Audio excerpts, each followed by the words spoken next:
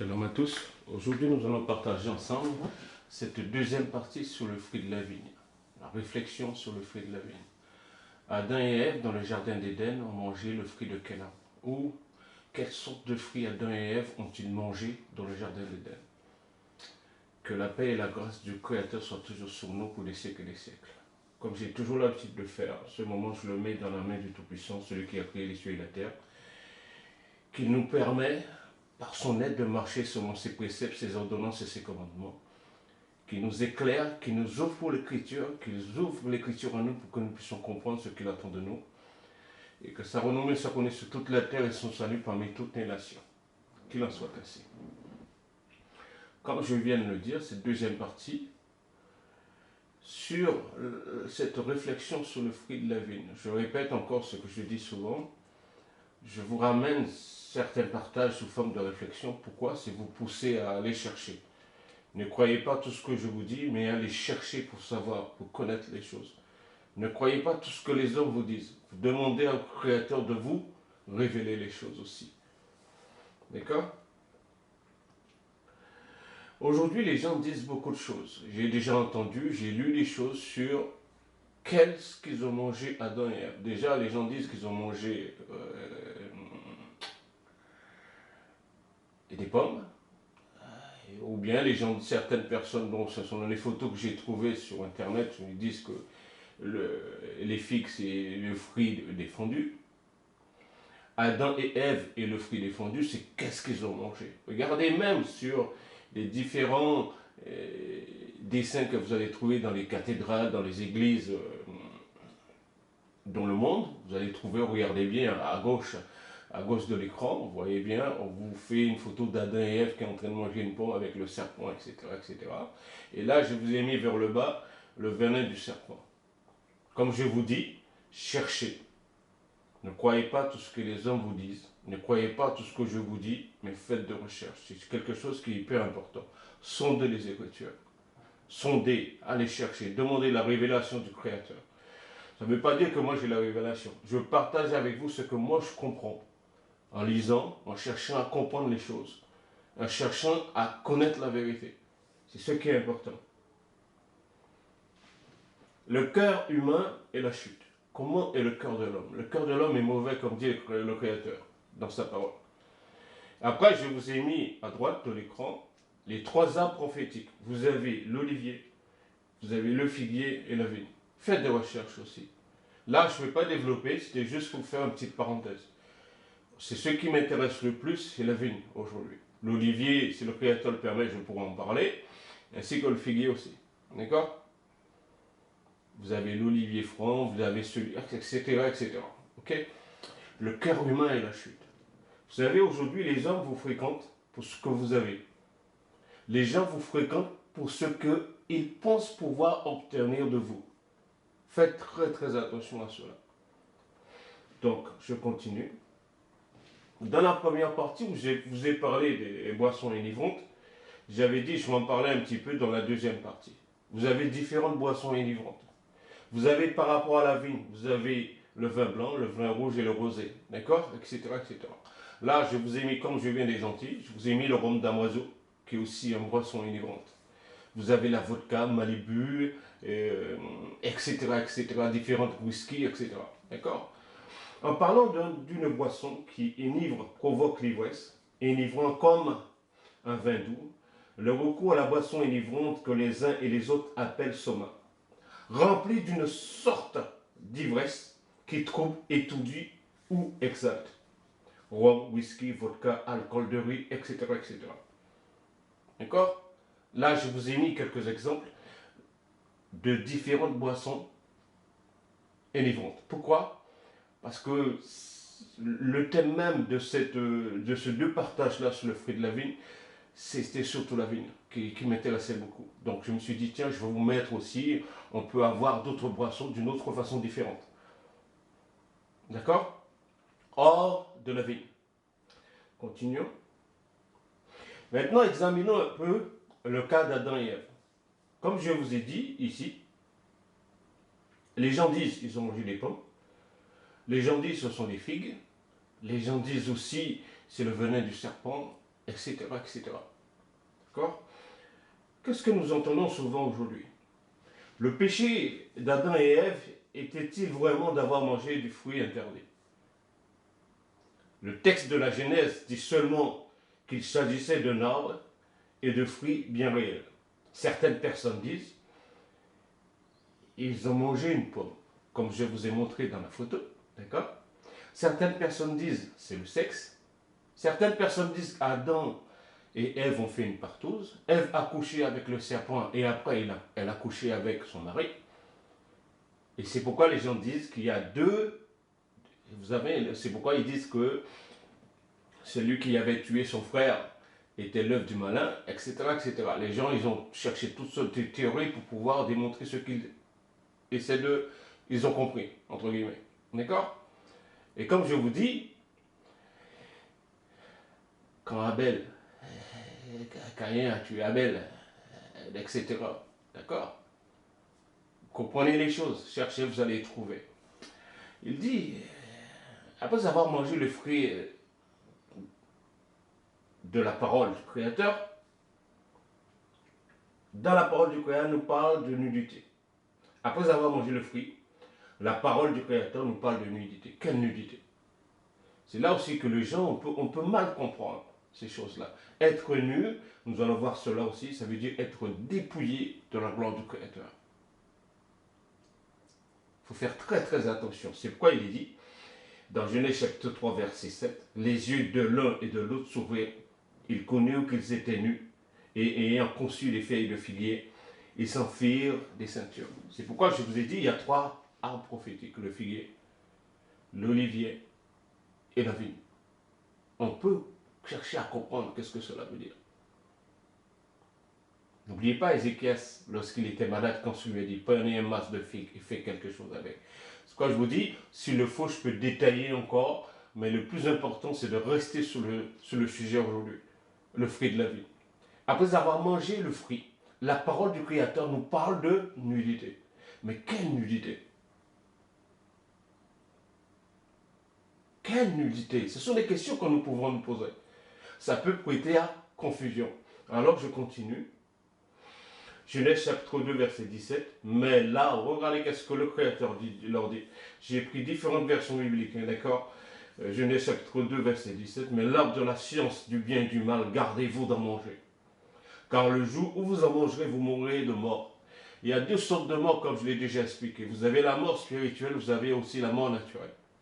La mort spirituelle, être complètement séparé du Créateur. Et la mort physique, vous savez déjà qu'est-ce que ça veut dire. Vous ne faites plus partie de ce monde. Non.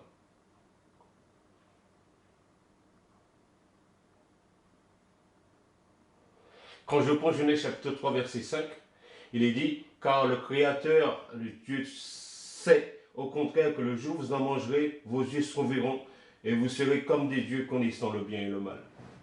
Il y a une question que nous pouvons nous poser aujourd'hui.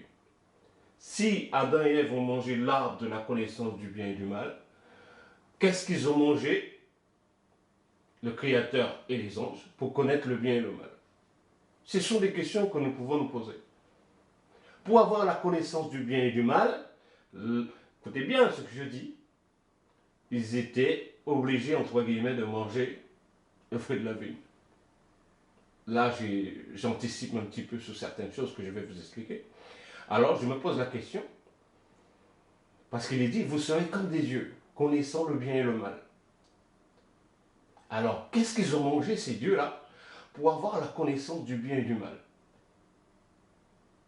Ils connaissaient déjà le bien, Adam et Ève, mais à présent, ils faisaient aussi l'expérience contraire, celle du mal, de la désobéissance, de la culpabilité et de la honte qui l'accompagne. Le mensonge de Satan était que la connaissance du bien et du mal les rendait semblables à Dieu. C'est pourquoi je vous ai posé la question. C'est une question aussi qui est aussi valable pour moi, c'est-à-dire qu'est-ce qu'ils ont mangé les dieux, comme vous avez dans Genèse chapitre 3 verset 5 au niveau de la Septante, pour avoir cette connaissance du bien et du mal. Pourquoi le Créateur a-t-il dit, mais l'arbre de la connaissance du bien et du mal, gardez-vous d'en manger? Pourquoi a-t-il dit cela à Adam et Ève? Pourquoi a-t-il dit cela? Nous allons le développer au fur et à mesure. En fait, ils étaient déjà créés à l'image du Créateur, selon son bon plaisir. Et quelle leçon que nous allons pouvoir en tirer aujourd'hui? C'est que quand le Créateur dit quelque chose, c'est pour notre bien. Lui désobéir, suivre notre propre voie ou décider nous-mêmes de ce qui est bon pour nous, nous mène toujours à la catastrophe, c'est-à-dire à la perdition. Notre Père Céleste sait ce qui est bon pour nous. Il sait ce qu'il a créé qui est bon pour notre corps parce que c'est lui qui les a créés. Il sait ce qui est bon et ce qui n'est pas bon. Est-ce que vous comprenez? Tout a été créé sur la terre pour un but spécifique. Vous avez la chaîne alimentaire. D'accord? J'ai expliqué cela un petit peu lorsque je vous ai partagé le poulet. Un partage sur le poulet. D'accord? S'il nous interdit quelque chose, nous devons l'écouter. Quand nous décidons de suivre notre propre envie, notre propre voie, au lieu de suivre la volonté sainte et parfaite, les choses n'iront jamais bien pour nous. Qu'est-ce qui s'est passé avec Adam et Ève? Ils n'ont pas écouté, ils ont désobéi. C'est la catastrophe qui est tombée sur tous ceux qui sont venus après eux. Tous ceux. Et le mal est rentré dans le monde. D'accord? Il y a ce livre-là, je vous le conseille, la Bible écrit intertestamentaire. Moi, je vous le conseille. Si vous voulez, vous l'achetez. Si vous ne voulez pas, vous ne l'achetez pas. C'est un livre qui coûte un peu cher quand même, pour certaines personnes, selon leur budget. Pour d'autres, ils vont dire, ah, c'est pas cher. D'autres vont dire, ah, là, c'est cher. J'ai du mal. D'accord? Moi, je vous le conseille. Là, aujourd'hui, je vais vous partager différents livres que j'ai lus à l'intérieur de ce livre-là. Je partage cela avec vous. Mais ce que je vous conseille, c'est de faire des recherches de votre côté. Ok? Regardez un petit peu. Ici, Apocalypse grec de Baruch, page 1153 à 1155. Et je vais intercaler entre ce que je vais lire avec vous, avec autre chose. C'est-à-dire, vous avez Genèse chapitre 3, verset 5. C'est pourquoi cet aspect de nudité et tout ça. Je vous ai parlé un petit peu. Ok? Mais il nous est dit, ici, au chapitre 4, versets 4 à 9, d'accord? On peut lire tout. Il nous est dit au verset 8, et moi, je te dis, je te prie, montre-moi l'arbre qui a égaré Adam. Baruch dit à l'ange, montre-moi l'arbre qui a égaré Adam. Et l'ange dit, c'est la vigne que l'ange Samaël a plantée, ce dont le Créateur fut irrité, et il le maudit, lui et sa plante, pour la même raison qu'il ne permit pas à Adam d'y toucher. Et c'est aussi la raison pour laquelle le diable aussi saisi de jalousie le séduisit par sa vigne. Et moi, Baruch, je dis, je m'arrête ici. D'accord? Regardez qu'est-ce qu'il dit. Il dit que c'est pour la raison pour laquelle il ne permet pas, le Créateur n'a pas permis à Adam d'y toucher. Et vous allez trouver ça dans Genèse chapitre 2, verset 17. Mais l'arbre de la science, l'arbre de la connaissance du bien et du mal, gardez-vous d'en manger. Car le jour où vous en mangez, vous mourrez. Il ne permit pas à Adam d'y toucher. Pourquoi? Le Tout-Puissant fut irrité contre Samaël qui a planté la vigne. Il le maudit, lui et sa plante. Ok, mes bien-aimés. Après, je continue. Il dit, Baruch dit, puisque la vigne a été la cause d'un si grand mal, et qu'elle a été responsable de la malédiction divine et la perdition du premier homme.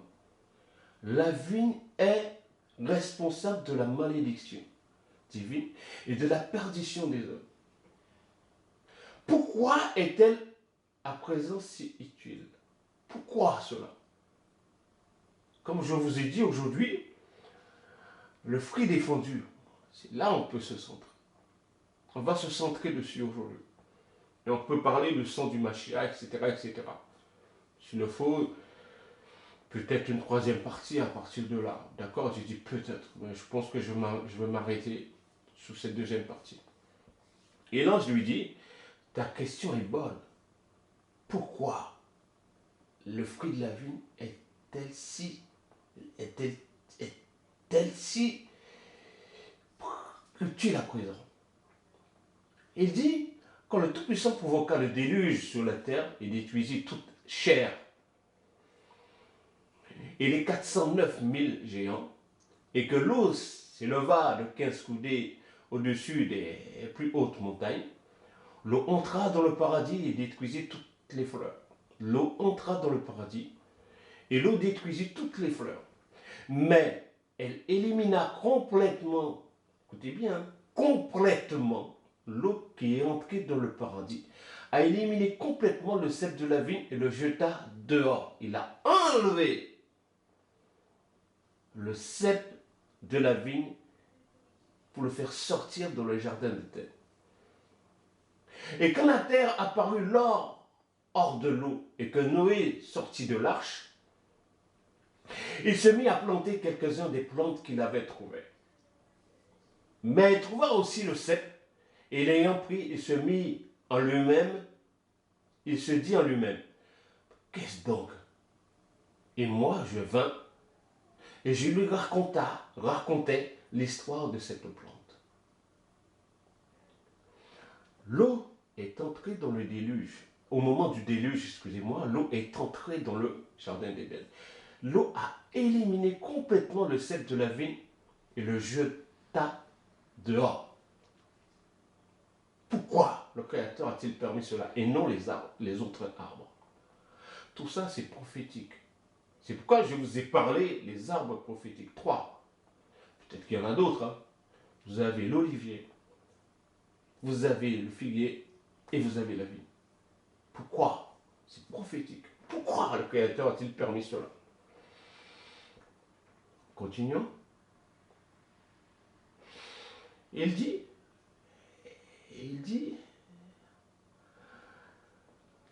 le planterai-je aussi, ou quoi? Puisque Adam a péri à cause de lui, je ne voudrais pas éprouver moi-même la colère du Créateur à cause de lui.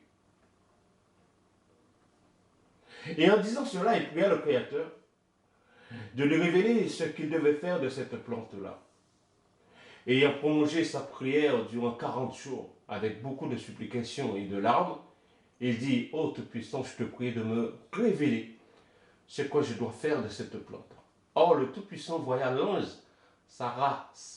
Sarasaël et lui dit, lève-toi Noé, plante le cep, car ainsi dit le Créateur. Lorsque le Créateur libère une parole, cette parole ne retourne pas à lui sans effet. Lorsqu'il dit, la chose doit être arrivée. Il ne ment pas, il fait tout à merveille. Lorsqu'il dit, les choses arrivent. Il dit, ainsi dit le Créateur, son amertume se changera en douceur et sa malédiction deviendra bénédiction. Et ce qui provient de lui deviendra le sang du Créateur. Alléluia, qu'il en soit ainsi. Et si par lui la race des hommes a encouru la malédiction, de même au contraire, grâce au Mashiach, l'Emmanuel, ils recevront l'appel d'en haut et l'accès au paradis. Je m'arrête un petit peu. Ils recevront l'appel d'en haut et l'accès au paradis. Souvenez-vous ce que je vous ai dit. Lorsqu'il y a eu le déluge, l'eau est entrée dans le paradis et a enlevé le cep de la vigne et l'a jeté dehors. C'est pourquoi je vous dis, c'est prophétique. Et pour pouvoir avoir accès au paradis, c'est le fruit de la vigne qui va nous permettre d'avoir cela. Ils recevront l'appel d'en haut et l'accès au paradis. Il dit, de même au contraire, grâce au Mashiach. Est-ce que vous comprenez le sang du Mashiach? Ce sang qui a été versé pour nous sur le bois de Calvaire. Sache donc au baroque que, de même qu'Adam, à cause de cette plante, a encouru la condamnation et a été dépouillé de la gloire du Créateur. Il a été dépouillé. C'est pourquoi je vous ai parlé un peu de nudité au début. Pourquoi ils ont connu qu'ils étaient nus? Et nous allons voir aussi, si le Créateur le permet, la nudité de Noé, excusez-moi. Il dit, a été dépouillé de la gloire de Dieu. D'accord? On va revenir un petit peu tout à l'heure, on va continuer de lire cette partie-là. Ou sinon, on peut aller tout de suite. Il est dit, de même aussi les hommes aujourd'hui, qui boivent de manière insatiable le vin qui en provient, commettent une transgression pire que celle d'Adam. Aujourd'hui, qu'est-ce que le Créateur dit? Ceux qui sont enivrés de vin, c'est pire ce que Adam et Ève ont fait dans le jardin d'Éden. Tous ceux qui boivent de façon non modérée, insatiable, commettent une transgression pire que celle d'Adam, s'éloignant de la gloire du Créateur, et se livrent en eux-mêmes au feu éternel. En effet, rien de bon vient de lui, car voici ce que font ceux qui en boivent avec excès, à l'excès. Un frère n'a pas pitié de son frère, ni un père de son fils, ni les enfants de leurs parents, mais boire du vin entraîne toutes les maux, meurtre, adultère, fornication, faux serment, vol et autres forfaits qui leur sont semblables, et rien de bon ne peut être accompli par lui. Nous allons voir ce qui s'est passé avec Lot avec ses deux filles aussi. Qu'est-ce qui s'est passé lorsqu'il a été... Il a été enivré, lorsque ses filles lui ont permis de boire, lui ont fait boire du vin. Qu'est-ce qui s'est passé après? D'accord, mes bien-aimés? Revenons un petit peu sur ce que je viens de vous dire. Il nous est dit, tous ceux qui boivent de manière insatiable, commettent une transgression pire que celle d'Adam. Les gens aujourd'hui sont éméchés. Les gens sont saouls. Les gens boivent avec excès, mangent avec excès. C'est pas bon. D'accord? Revenons un petit peu par rapport à la nudité. Ils connurent qu'ils étaient nus, ayant conçu des feuilles de figuier, excusez-moi, ils s'en firent des ceintures. Mais quelle nudité qu'on nous parle. Adam et Ève étaient nus, ils connurent qu'ils étaient nus. Souvenez-vous que je vous ai dit, ils ont été dépouillés. Ils ont été dépouillés de la gloire du Tout-Puissant. Regardez là, regardez par rapport à ce que je vous ai montré. Ok, mes bien-aimés, regardez bien cela. Vous savez, c'est pourquoi je vous dis, j'aime vous ramener des choses de façon de réflexion pour que vous puissiez comprendre certaines choses. Et en faisant cela, vous allez pouvoir chercher aussi à comprendre pourquoi. Pourquoi c'est si important aujourd'hui, le fruit de la vigne. Ok? Noé, dans Genèse chapitre 9, verset 20-25, il planta une vigne. Souvenez-vous, je vous ai lu, pendant 40 jours, il a prié le Créateur. Le Créateur a envoyé l'ange Sarasaël pour lui dire certaines choses. D'accord? Il a planté la vigne. Qu'est-ce qui lui est arrivé? Souvenez-vous, Adam et Ève, ils ont mangé. Ils avaient la gloire de Dieu sur eux. Ils ont été dépouillés de cette gloire-là. Mais Noé, il planta une vigne. Il but du vin et s'enivra. Il se mit nu en sa demeure. Il ne savait pas ce qu'il était en train de faire. Et qu'est-ce qu'il fait après? Revenons dans son état. Il maudit qu'Adam. D'accord? Toi, tu fais une faute, mais tu rejettes la faute sur les autres. Bah, c'est ma façon de voir les choses. C'est vrai que l'autre ne devait pas aller dire aux autres ce qu'il avait eu. Il ne devait pas faire cela. Noé se mit nu en sa demeure, se découvrit au milieu de sa tente, à cause du vin qu'il a bu. Et vous avez vu les conséquences qu'il y a eu derrière. Et c'est pourquoi encore les gens vont dire aussi les Noirs sont maudits. Et j'en ai déjà parlé un petit peu sur ce fameux Genèse chapitre 9. J'ai déjà fait 2 partages, je crois, si je ne me trompe pas. J'ai un 3e que je dois faire, je n'ai pas fini de lire. Parce que franchement, les gars, vous sortez du travail, vous n'avez parfois pas beaucoup de temps pour faire certaines choses. D'accord?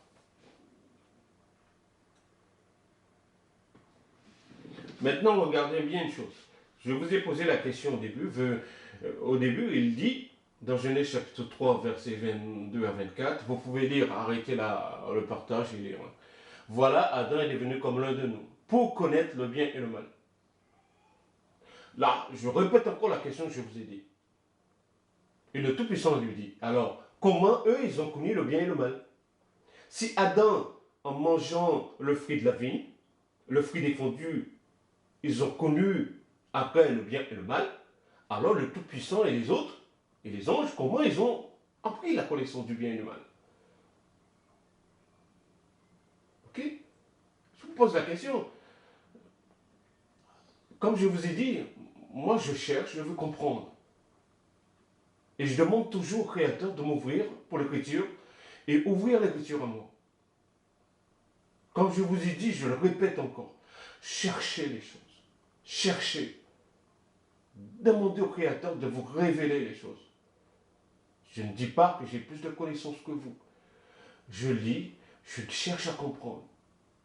Si j'ai un doute sur quelque chose, je cherche encore. Ok? Ça, nous l'avons déjà vu ensemble. Il dit, rien de bon ne peut être accompli par lui. Tous ceux qui sont enivrés, en pensant qu'ils vont être dans l'extase, ils vont comprendre beaucoup de choses. Rien ne peut sortir de quelque chose qui est que de quelqu'un qui est enivré de vin, qui est saoul, etc., etc. Maintenant, nous allons voir un petit peu l'Abraham a été appelé ami du Créateur. Celui, le Créateur aime beaucoup. Ça ne veut pas dire qu'il n'aime pas les autres, mais il aime. Il aime Abraham. Regarde encore, regardez bien dans l'Apocalypse d'Abraham, page 1721-1723, dans les écrits intertestamentaires. Il nous est dit, ce que tu ne peux comprendre, je te l'expliquerai, car cela est agréable à ma face. Et je te dirai ce qui est gardé dans mon cœur. C'est pourquoi je vous ai dit, c'est quelqu'un que le Créateur aime beaucoup. Abraham, le Créateur aime Abraham. Regarde encore dans le tableau qui est celui qui a séduit Ève, la séduction. Et quel est le fruit de l'arbre? Et tu sauras ce qui arrivera et comment cela arrivera à ta semence parmi les hommes à la fin des jours du siècle. Souvenez-vous un petit peu, retenez ça dans votre tête, un petit peu de côté, ce que je viens de vous lire. Et après, nous allons voir des versets dans l'Apocalypse.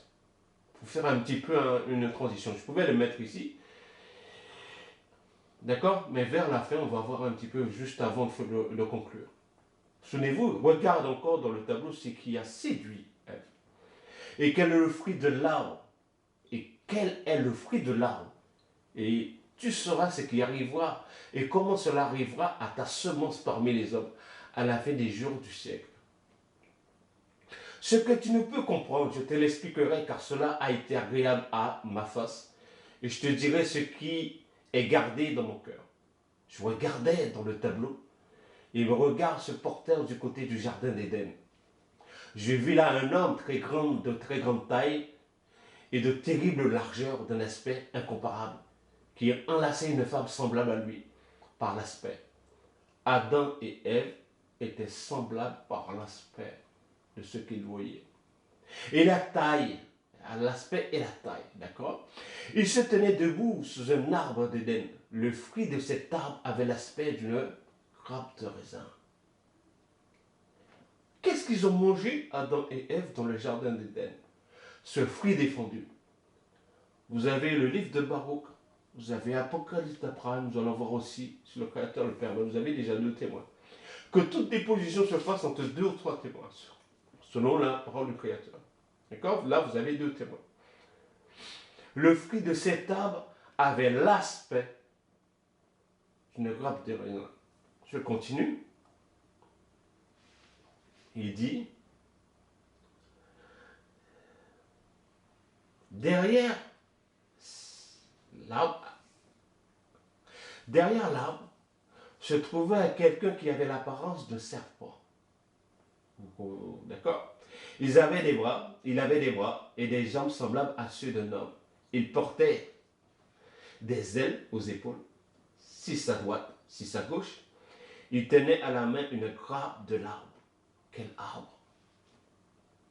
Une grappe de l'arbre. Et, vous l'avez ici, grappe de raisin.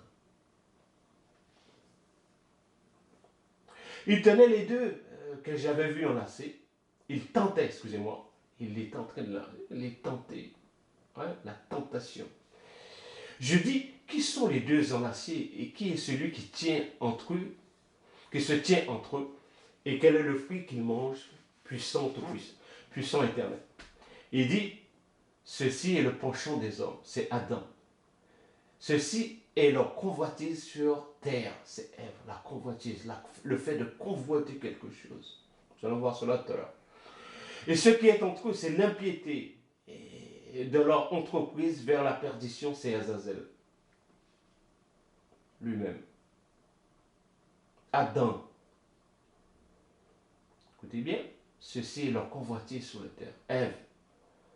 C'est Ève, d'accord? Convoiter, toujours vouloir convoiter les choses. Et l'impiété, d'accord? Continuons. La convoitise, c'est-à-dire désirer ardemment une chose qui est disputée ou qui appartient à autrui. Désir de posséder une chose à laquelle on n'a pas droit. Le fait de désirer. Parce que le Créateur, qu'est-ce qu'il a dit? Gardez-vous d'en manger. C'est pourquoi je vous dis, regardez bien, je vais prendre Genèse chapitre 3, verset 6. La femme vit que l'arbre était bon à manger et agréable à la vue, et que cet arbre était précieux pour ouvrir l'intelligence. Il prit de son fruit et en mange. Il en mangea. Il en donna aussi à son mari qui était auprès d'elle, et il en mangea. La convoitise des yeux. Tu regardes quelque chose. C'est pourquoi il est dit dans Matthieu, chapitre 5, verset 28, de la version Saint-Ove, je vous dis que tous ceux qui regardent une isha, c'est-à-dire une créature femelle, et la convoitent, Ève a regardé l'arbre. Elle convoitait cela. Rien qu'à. Parce que, je dis, la femme vit que l'arbre était bon à manger et agréable à la vue. Il dit le Mashiach, celui qui regarde une créature femelle et la voit et la convoite ont déjà commis adultère avec elle dans leur cœur. Le cœur de l'homme est mauvais. Souvenez-vous un petit peu les diapos que je vous ai passés au début. La principale distinction théorique à faire est celle qui définit la convoitise, l'appétit vorace, soit des jouissances mauvaises, soit du gain, destiné à le procurer, à l'avarice, l'insatiable passion d'amasser pour amasser. Pourquoi je vous ai mis l'insatiable passion d'amasser pour amasser? Tous les gens qui boivent le fruit de la vigne de façon insatiable, c'est-à-dire boire, pour montrer qu'ils sont capables de tenir. C'est pas bon. C'est pas bon cela. C'est pas bon cela. D'accord? Continuons. Le Créateur, il donne des instructions. Vous avez Deutéronome chapitre 5, Exode chapitre 20. Au verset 21 de Deutéronome chapitre 5, il est dit, tu ne convoiteras point la femme de ton prochain. Tu ne désireras point la maison de ton prochain, ni son champ, ni son serviteur, ni sa servante, ni son bœuf, ni son âne, ni aucune chose qui appartient à ton prochain. Tu ne vas pas convoiter quelle que soit la chose qui appartient aux autres. C'est pas bon.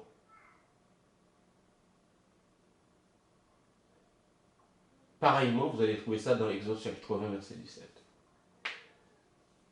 Regardez qu'est-ce qu'il dit dans Ecclésiaste chapitre 10, verset 17. Heureux toi, pays dont le roi est de la race illustre, et dont les princes mangent autant convenable pour soutenir leur force, et non pour se livrer à la boisson. Heureux l'homme pour soutenir leur force, qu'ils mangent de façon convenable, non avec excès, et non pour se livrer à la boisson. Heureux le pays, 3 pays dont le roi est de la race illustre et dont les princes mangent d'une façon convenable, non à l'excès, non de façon insatiable. D'accord? Maintenant, nous allons voir ici, nous allons continuer. C'est Azazel lui-même, cette partie-là. Continuer lui-même. Je dis, oh, Tout-Puissant, pourquoi donc as-tu donné à celui-ci un tel pouvoir de perdre le genre humain dans ses actions sur terre? Le diable ne peut rien faire au-delà de ce que le Créateur ne lui a pas permis. C'est pourquoi je relis. Il dit, ô Tout-Puissant, pourquoi donc as-tu donné à celui-ci un tel pouvoir de perdre le genre humain dans ses actions sur terre? Pourquoi? Maintenant, regardez à droite de l'écran. Le diable ne peut rien faire sans l'autorisation du Tout-Puissant. Il ne peut rien. Vous avez Job chapitre 1, verset 12. Job chapitre 2, verset 6.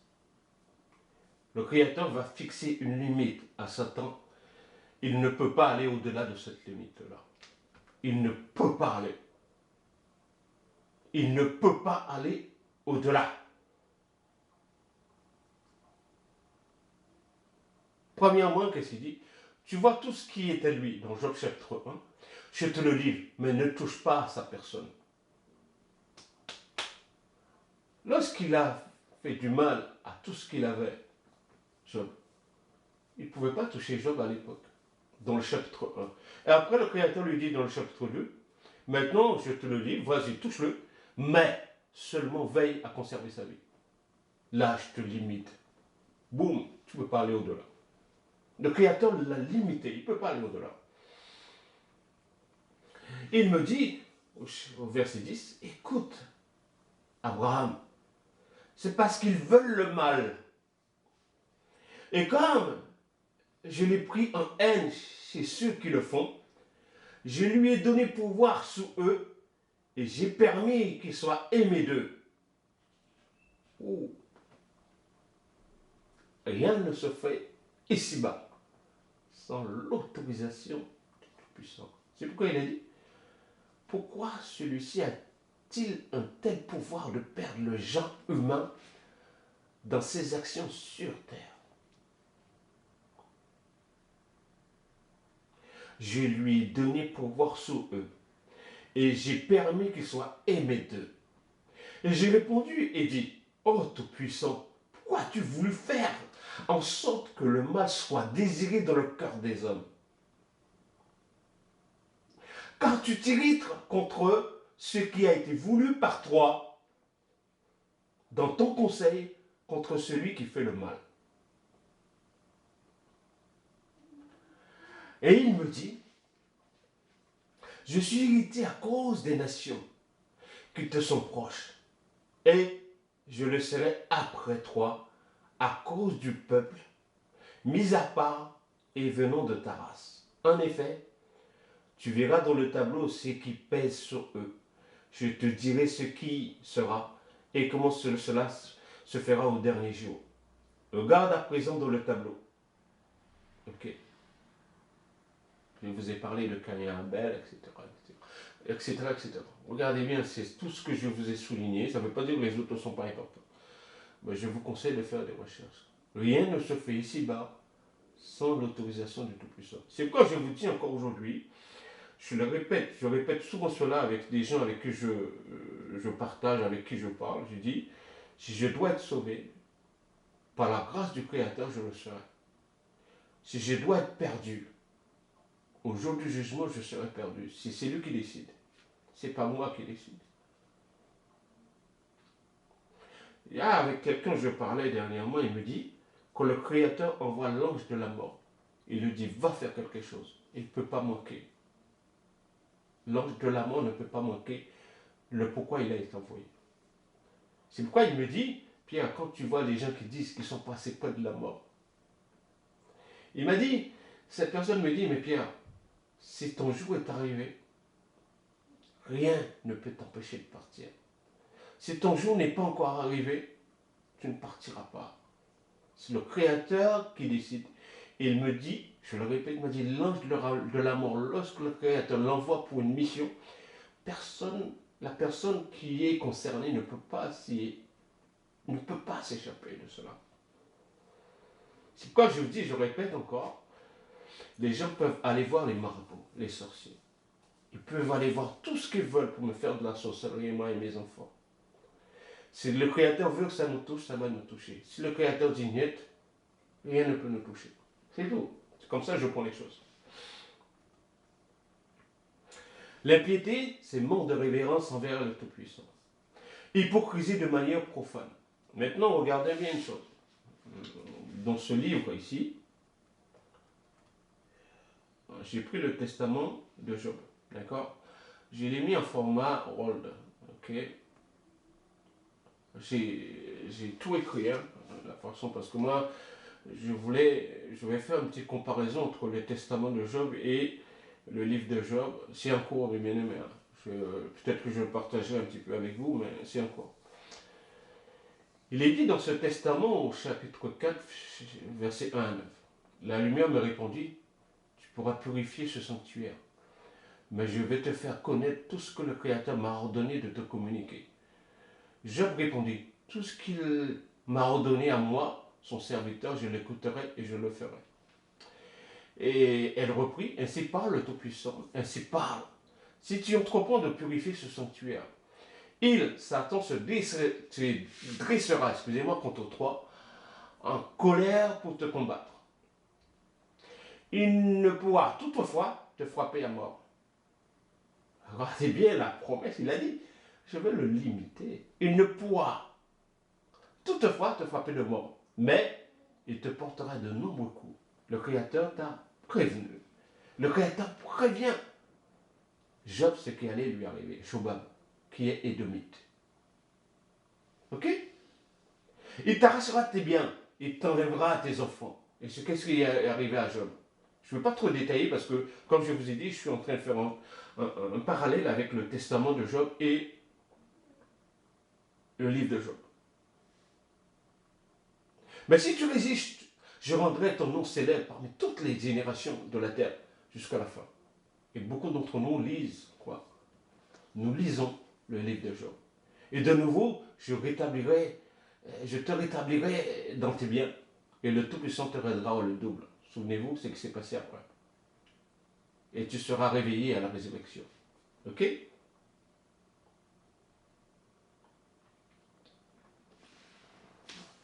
Je vous ai mis quelques petites comparaisons. Testament de Job, chapitre 8, versets 1 à 3. Quand il m'eut quitté, il s'en alla sur le firmament, conjurer le Créateur de lui donner pouvoir sur mes biens. Ayant reçu ce pouvoir, il vint m'arracher toute ma fortune.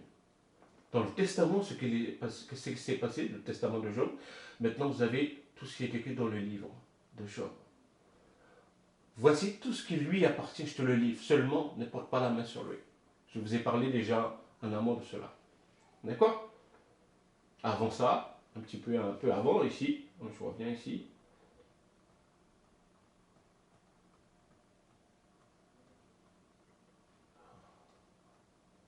Parce que comme je vous ai dit, il est limité. Il ne peut pas faire des choses que le Créateur ne lui a pas permis.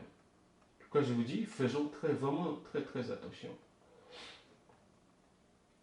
Ici, je vous avais parlé de cela. Aujourd'hui, nous allons continuer ici. Il est dit, dans Job chapitre 1, verset 12, au niveau de la scène, tu vois, tout ce qui est allé, je te le livre, mais ne touche pas à sa personne. Il dit, il a livré le Créateur lui demander pouvoir sur mes biens. Et ayant reçu ce pouvoir du Créateur, il vient m'arracher toute ma fortune. Il a reçu pouvoir de faire. Est-ce que vous comprenez ce que je dis? Satan ne peut pas faire au-delà de ce que le Créateur ne lui a pas permis. Il ne peut pas, il est limité. Ok? Testament de Job, chapitre 10, verset 1 à 6. D'accord? C'est là où il dit, bon voilà, lorsque tous mes biens eurent été détruits par Satan, Satan comprit que rien ne pouvait m'amener à être négligent. Il s'en alla demander mon corps au Créateur pour pouvoir me porter des coups, pour porter un coup. Le Créateur me livra alors en ses mains pour qu'il puisse user de mon corps selon son bon plaisir. Mais, sous mon âme, il ne lui donna pas pouvoir. Écoutez, mes bien-aimés, je vous dis ça. Il faut que vous compreniez les choses. Et quand vous allez dans Job chapitre 2, versets 4 à 6, Satan répondit à l'Éternel, po. Tout ce qu'un homme possède, tout ce que possède un homme, il le donne pour sa vie. Mais étant âme, touche à ses os et à sa chair. Et je suis sûr qu'il te maudit en face. Mais le Tout-Puissant dit à Satan, voici, je te le livre, seulement épargne sa vie. Vous avez le Testament et le livre de Job qui vous disent la même chose.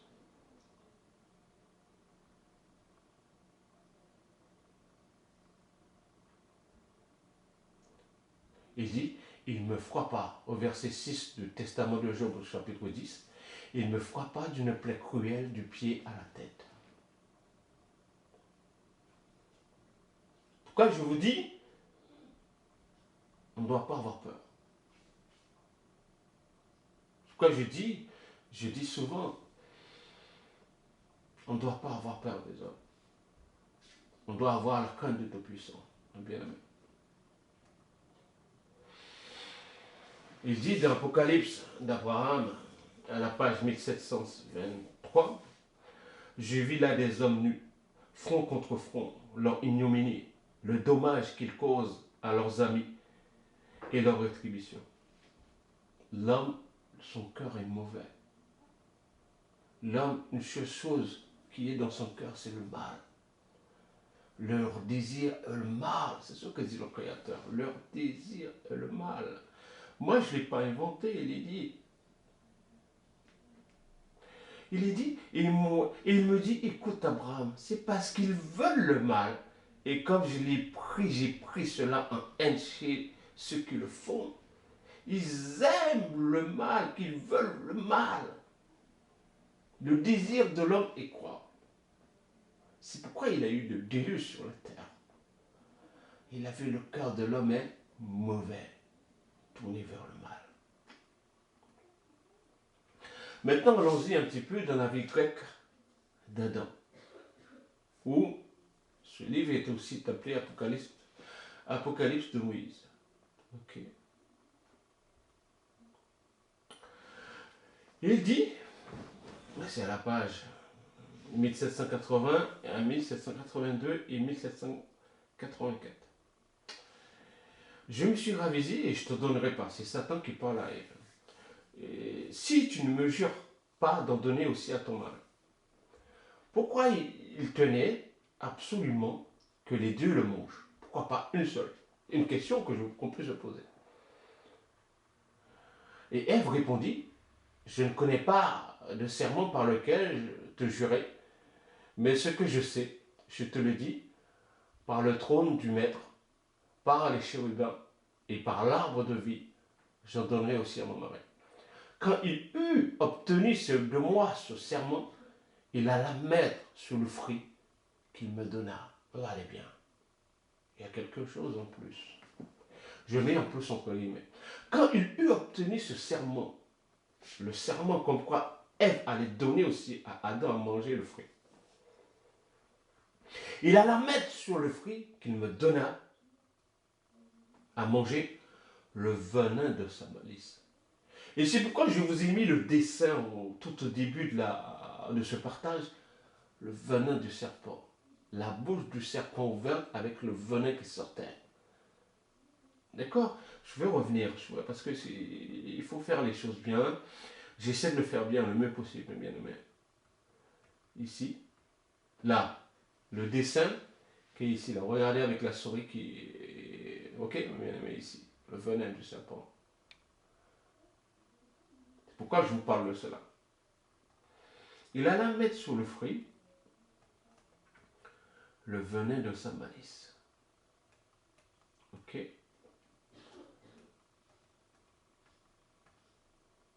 Le venin de sa malice. Le venin, c'est-à-dire la convoitise. Oh, qu'est-ce que c'est que le venin? La convoitise. La convoitise est, en effet, le principe de péché. C'est quoi le péché?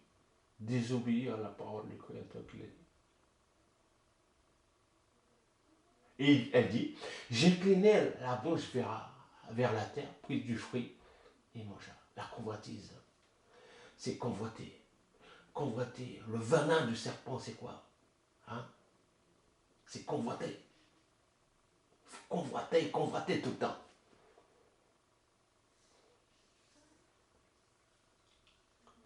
Alors c'est pourquoi je vous dis, il ne faut pas convoiter quoi que ce soit que les autres ont. Pourquoi les gens me disent beaucoup, souvent ils me disent, mais Pierre, toi tu es tranquille, toi.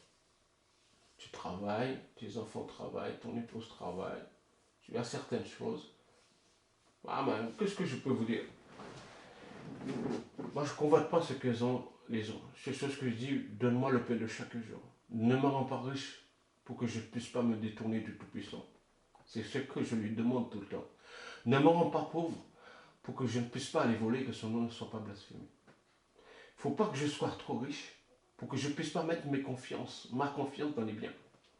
Mais mettre ma confiance dans le Tout-Puissant, c'est ce qui est important. Je continue, elle dit au chapitre 10, à l'instant même mes yeux s'ouvrirent et je sus que j'étais dénudé. Dénudé, c'est quoi la nudité?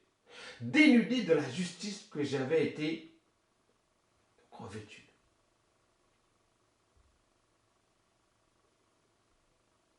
Je me suis mis à pleurer et dit au serpent, pourquoi as-tu fait cela et m'as-tu aliéné ma gloire?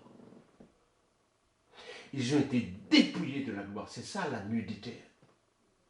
La nudité qu'on nous parle dans l'Écriture. Parce qu'il a dit, j'étais dénudé de la justice dont j'avais été revêtu par le Créateur. Et elle dit au serpent, pourquoi as-tu fait cela et m'as-tu aliéné ma gloire?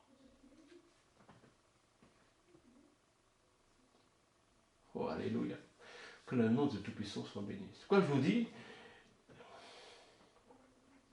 et c'est pourquoi, regardez bien, c'est pourquoi je vous ai dit aussi, excusez-moi, pourquoi Satan voulait absolument que les deux mangent. Pourquoi? La question que je vous ai posée. Et regardez qu'est-ce que dit Ève dans le chapitre 10 au verset 3. Je pleurais aussi à cause du serment qu'elle avait fait ici. Quand il eut obtenu ce serment, avant qu'elle l'a dit, moi je ne connais pas de serment par lequel te jurer. Et Satan a obtenu ce serment-là. Elle a pleuré à cause de ce serment. Elle dit, quand j'eus beau chercher dans mon domaine un feuillage afin de couvrir ma honte, je n'en trouva pas. D'accord? Ok, mes bien-aimés? D'accord? D'accord? J'eus beau chercher dans mon domaine un feuillage afin de couvrir ma honte. Je n'en trouvais pas. Le feuillage de toutes les plantes de mon domaine était tombé. Et la seule exception de celui du figuier. Je lui pris donc des feuilles et me fis un paille. Regardez qu'est-ce qu'il est dit. Ils attachèrent les unes aux autres des feuilles de figuier et ils s'en firent des ceintures. C'est Genèse chapitre 3, verset 6. Comparaison entre la vie d'Adam et Ève, vie grecque, avec l'Ancien Testament, entre guillemets. Lorsque Ève a été vers Adam, mais c'est le diable qui parlait de sa bouche.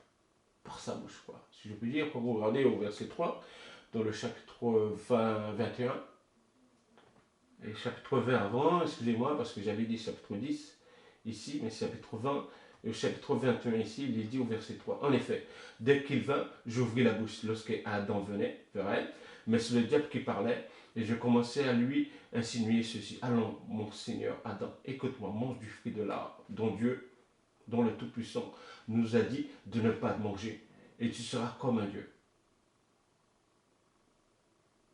Et je vous ai déjà posé des questions avant.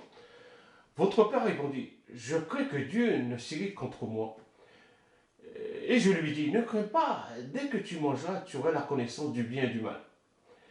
Je le persuadai bientôt, et il mangea. Ses yeux s'ouvrirent, et il connut sa nudité. Quelle nudité!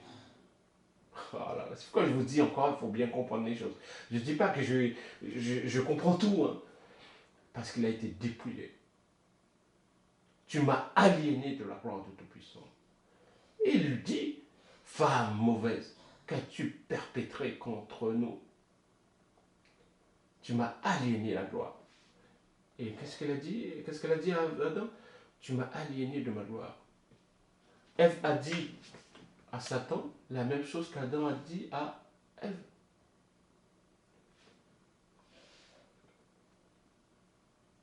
Ou Adam a dit à Ève la même chose que Ève a dit à Satan. D'accord? Continuons. Le Tout-Puissant dit à Satan, tu as servi d'enveloppe ingrate, jusqu'à ce que tu aies égaré ceux dont le cœur était faible. Maudit sois-tu parmi les bestiaux.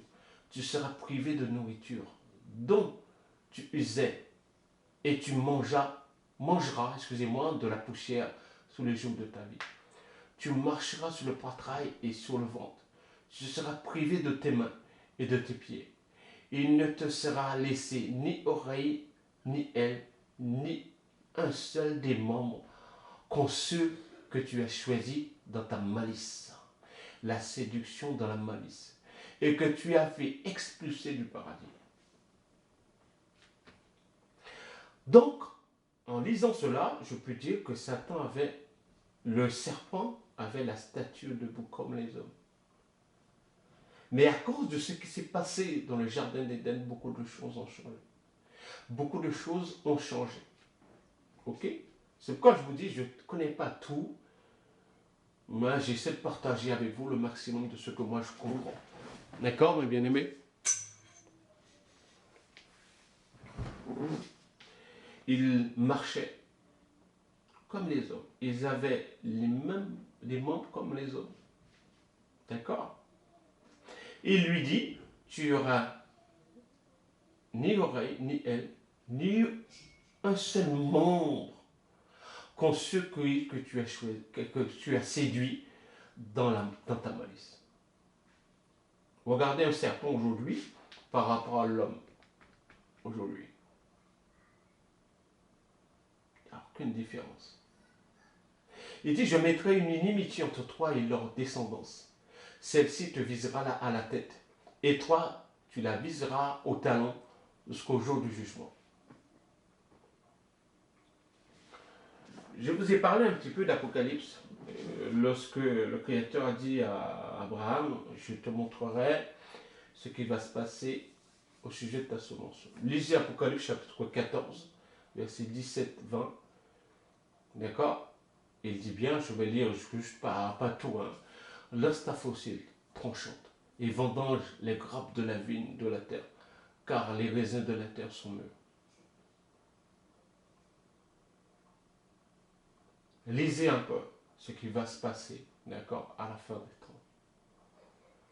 Il jeta à la vendange de la grappe, de la grande cuve, de la colère du Tout-Puissant. D'accord? Vous pouvez lire aussi 2 Rois chapitre 4, verset 38 à 40, par rapport à la vigne sauvage, etc., etc. Maintenant, vous avez aussi Lot et ses 2 filles. L'une d'entre elles dit, faisons boire à notre père du vin et dormons avec lui. Ainsi, nous susciterons à notre père une postérité. Et elle fit boire du vin à leur père cette nuit même. Et l'aîné alla le trouver et dormir avec lui. Il n'en sut rien, ni dans son sommeil, ni dans son réveil. Lorsque vous êtes saoul, il y a des choses que vous allez faire, vous n'en avez pas à vous rappeler. Il n'en savait rien, Lot. Ni dans son sommeil, ni dans son réveil. Et puis après, la plus jeune a fait la même chose. Et c'est pourquoi vous avez aussi maintenant les Ammonites et les Moabites D'accord? Moi, je ne vais pas trop détailler parce que je pense que ça fait un bon moment que je partage cela avec vous. Mais je vous dis, faisons très attention. Faisons très attention. Lorsque le Créateur dit quelque chose, nous devons suivre cela. En conclusion, quand le Tout-Puissant nous interdit quelque chose, c'est pour notre bien. Les désobéir, suivre notre propre voie ou décider nous-mêmes de ce qui est bon pour nous, nous mènera toujours à la catastrophe. Nous mènera toujours à des choses. On se dira après, mais oh, j'aurais pas dû faire ceci, j'aurais pas dû faire cela. On doit obéir. L'obéissance vaut mieux que les sacrifices. L'observation de sa parole vaut mieux que la passe de bélier. C'est pourquoi je vous dis, mes bien-aimés, faisons très attention. Notre Père Céleste qui nous a créé c'est ce qui est le mieux pour nous. Lui qui nous a créé ce qui est bon pour nous, il sait ce qui est bon. S'il nous interdit quelque chose, nous devons écouter cela. Adam et Ève l'ont découvert à leurs dépens après avoir mangé du fruit interdit, du fruit défendu. Et l'humanité subit les conséquences de leur choix jusqu'à aujourd'hui.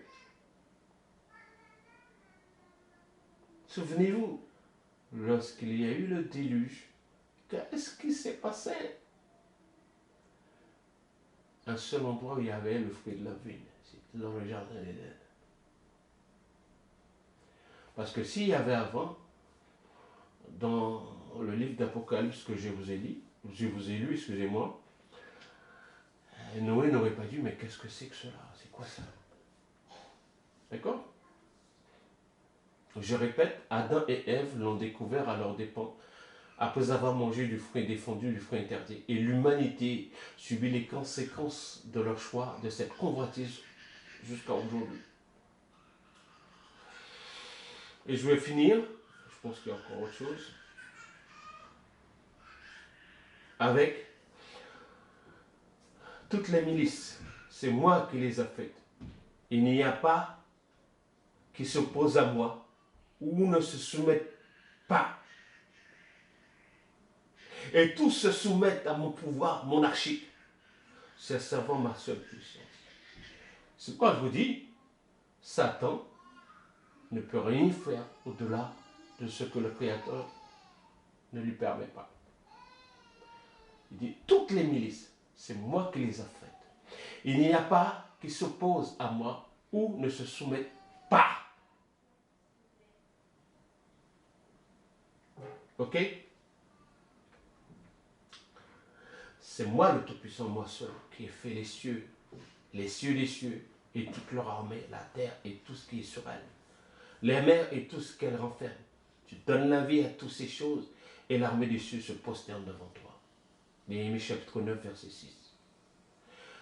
Proverbe chapitre 20, verset 1, il dit, le vin est moqueur. Les boissons fortes sont tumultueuses. Quiconque en fait excès n'est pas sage. Souvenez-vous ce que je vous ai lu au début. Ne sont pas parmi les buveurs de vin, ni parmi ceux qui font excès de viande. Excès de vin, excès de viande. Vous savez les conséquences. Qu'est-ce que ça fait?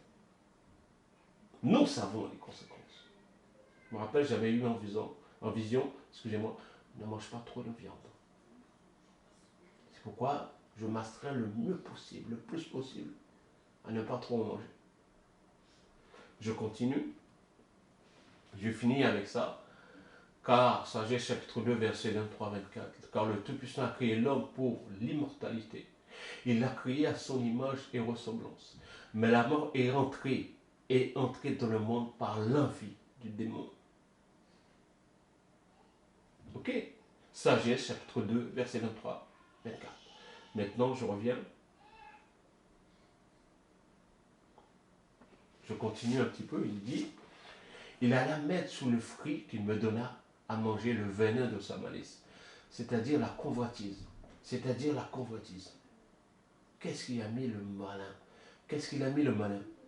Le venin de sa malice, c'est-à-dire la convoitise. C'est ce qui a fait perdre Adam et Ève. La convoitise des yeux. Convoiter quelque chose. Tu ne convoiteras point. Je finis avec ça, car Tout-Puissant a créé l'homme pour l'immortalité.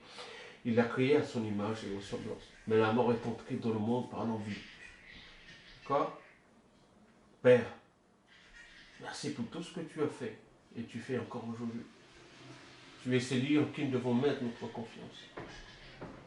Nous devons te vénérer, t'exalter, t'adorer de toute notre force, de tout notre cœur.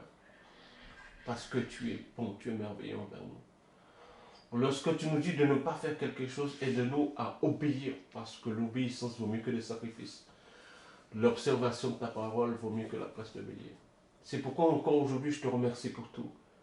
Vraiment, je te remercie, Père. Je ne suis pas meilleur que mes frères et sœurs. Je suis le premier pécheur. Encore pardonne-moi mes fautes. Pardonne-moi mes manques, mon Père. Parce que c'est vraiment une grâce, une faveur qui vient de toi.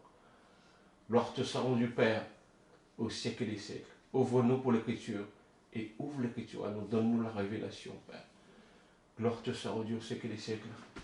Qu'il en soit ainsi.